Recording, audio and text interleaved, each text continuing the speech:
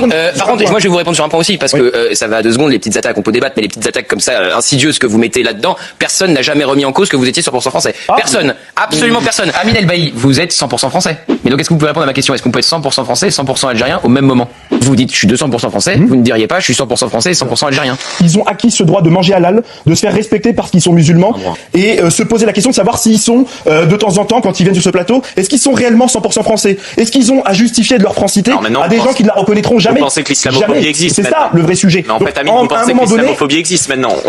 On passe à un nouveau cap. Ne dites pas que quelqu'un a remis sur ce plateau que vous étiez 100% français. À aucun moment. Moi j'ai même dit que vous étiez 200% français. Mais on est d'accord, mais pas vous. Arrêtez avec la victimisation, ça va me saouler.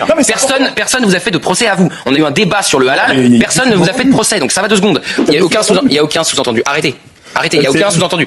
C'est qu'aujourd'hui, la manière dont vous apportez le débat peut amener des gens qui... vous allez arrêter la manière dont vous apportez le débat, de nous mettre en cause tout le temps. Qu'est-ce que c'est là à la fin? C'est insupportable. On se retrouvera tous les matins avec du reportage, de l'inédit, des faits.